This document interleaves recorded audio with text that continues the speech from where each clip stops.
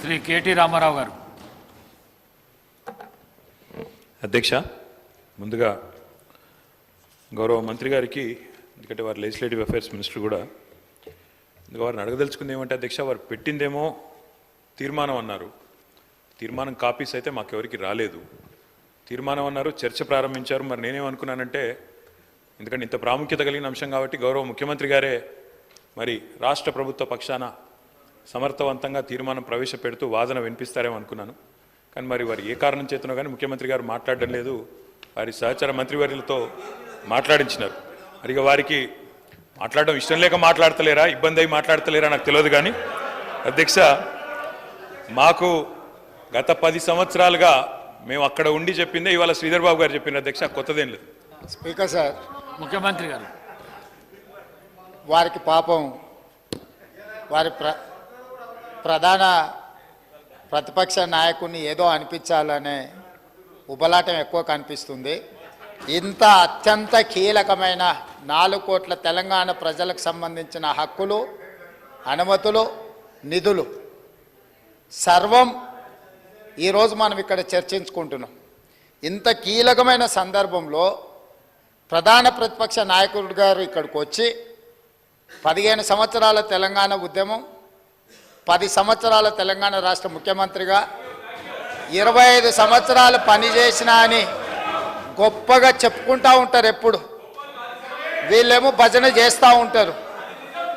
మరి అట్లాంటి అనుభవజ్ఞుడు ఇక్కడ వచ్చి కూర్చొని ఈ సభలో చర్చించి ఇందులో పాల్గొని కేంద్ర ప్రభుత్వాన్ని నిలదీయాల్సిన సందర్భంలో కూడా ఇక్కడికి రాకుండా మోడీ గారు వీరిక్కడికి వస్తే చూస్తే ఏమైనా జరుగుద్దేమనే భయంతో ఎక్కడో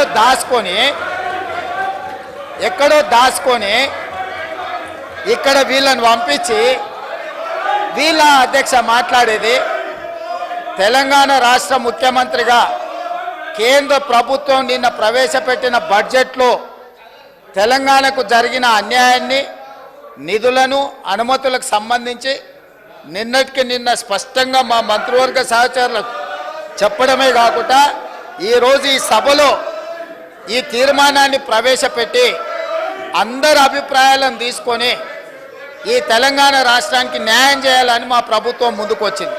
కాబట్టి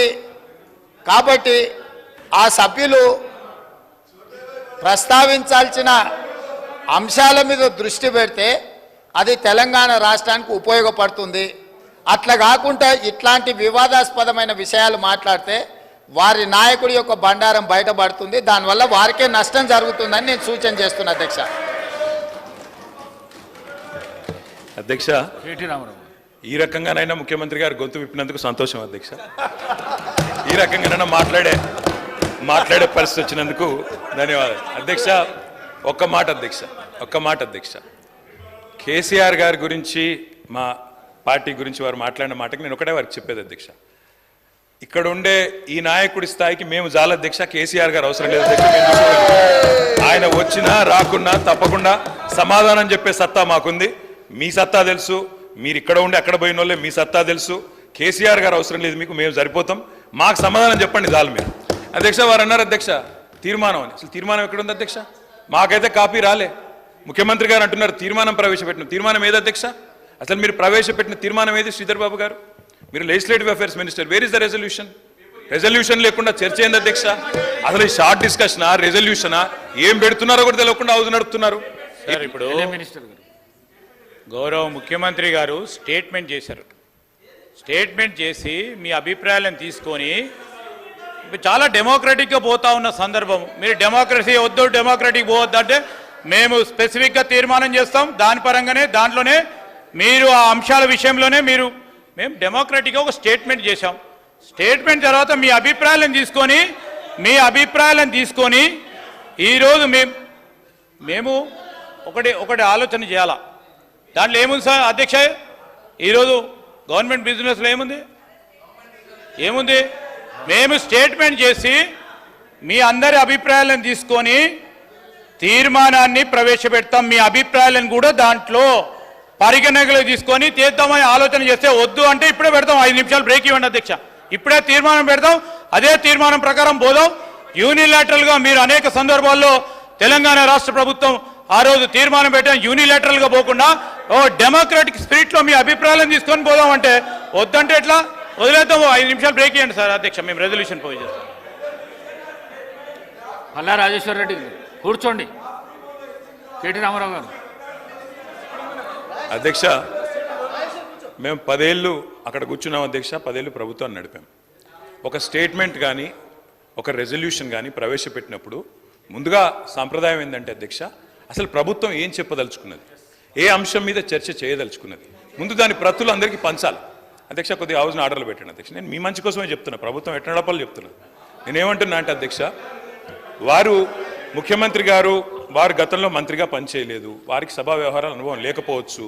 శాసనసభ వ్యవహారాల మంత్రి గారు సీనియరు, గతంలో కూడా లెజిస్లేటివ్ అఫైర్స్ నిర్వహించారు. నేను మీతో కోరేది ఒకటే, ఈరోజు వదిలేయండి సరే, ఈరోజు వదిలేయండి, చర్చలో పాల్గొంటాం, బ్రహ్మాండంగా చెప్తాం. కానీ రేపు ప్రజలకైనా ప్రజలకు కూడా తప్పుడు సంకేతాలు పోవద్దు అధ్యక్ష. మేము చెప్పేది ఏమంటే, ఇట్లాంటి ముఖ్యమైన అంశంలో నేను సిన్సియర్గా చెప్తా ఉన్నా, రేవంత్ రెడ్డి గారు సిన్సియర్గా చెప్తా ఉన్నా, శ్రీధర్ బాబు గారు, మా పార్టీ తరఫున మీరు ఈరోజు ఏదైతే ఇప్పుడు ఓపెనింగ్ స్టేట్మెంట్ మీరు ఇచ్చారో, మీరు లిఖితపూర్వకంగా ఇవ్వలేదు, వర్బల్గా ఇచ్చారు, we welcome it. 100% we stand by you, we support you. ఈ విషయంలో అనుమానం లేదు అధ్యక్ష. ముఖ్యమంత్రి గారు. సార్, సభను తప్పుదోవ పట్టించడానికి వాళ్ళ కుటుంబం అంతా సభను తప్పుదోవ పట్టించే పని మీదనే ఉన్నట్టున్నారు అధ్యక్ష. అధ్యక్ష, సభ అధ్యక్ష దయచేసి తమరి అనుమతితో దయచేసి ప్లీజ్ సభాధ్యక్షుడు మాట్లాడేటప్పుడు మీరు రన్నింగ్ కామెంటరీ ఆపేసండి దయచేసి, ప్లీజ్ ప్లీజ్. అధ్యక్ష, మీరు ఇక్కడి నుంచి వస్తే అక్కడి నుంచి వస్తున్నది.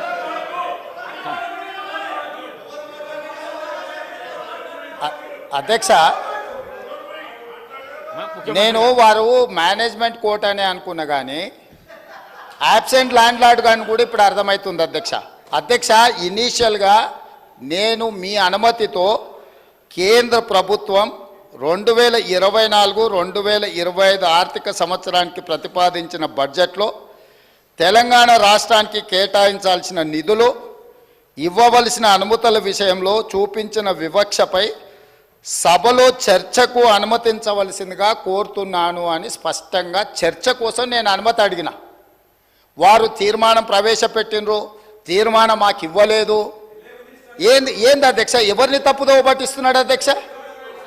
ఇప్పుడు సమయానికి రాడు, ఆలస్యంగా వస్తాడు, వచ్చిన తర్వాత అవగాహన రాహిత్యంతో మొత్తం చర్చను, ఇంత సీరియస్ ఇష్యూ రాష్ట్రానికి జరుగుతున్న అన్యాయం మీద గంభీరంగా సభలో చర్చ జరుగుతుంటే అవగాహన రాహిత్యంతో అనవసరమైన వివాదాలను కెలికి తీసి ఈరోజు మాట్లాడే ప్రయత్నం చేస్తుండే ఆ సభ్యుడు.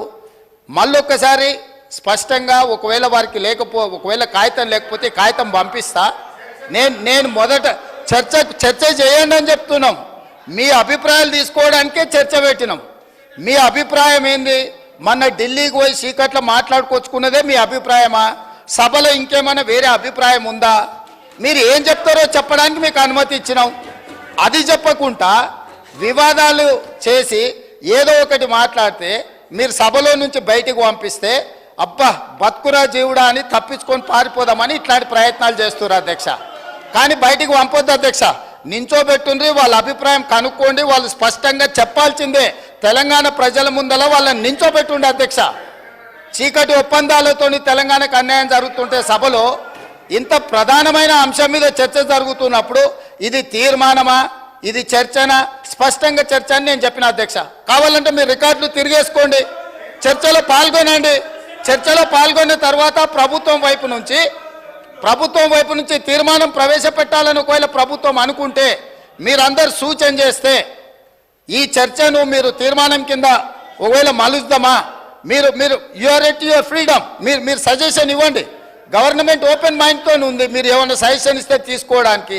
అంతే తప్ప ఆయన మంత్రి చేయలే, ఈయన మా నాయన నాకేమో ఇట్లా ఉచితంగా కుర్చీలు ఇచ్చి చదువు రాకపోయినా తీసుకొచ్చి మంత్రులను చేయలే. మా నాయన చదువు రాకపోయినా సంధ్య లేకపోయినా మాకు మంత్రులను చేసి ఇంట్లో కూర్చోబెట్టలే. మేము కష్టపడి కింద నుంచి జిల్లా పరిషత్లో పనిచేసినాం, శాసన మండలిలో పనిచేసినాం, శాసనసభ్యుడిగా పనిచేసినాం, పార్లమెంటు సభ్యుడిగా పనిచేసినాం, ఈరోజు ముఖ్యమంత్రిగా పనిచేస్తున్నాం అధ్యక్ష. ఇదంతా స్వయం కృషితోని కష్టపడి తెలుసుకొని అవగాహన కల్పించుకొని సభలకు వచ్చినాం అధ్యక్ష. అయ్య పేరు తాత పేరు చెప్పుకొని ఇందులోకి రాలేరు. కాబట్టి దయచేసి వివాదాల వైపు చర్చ వద్దు.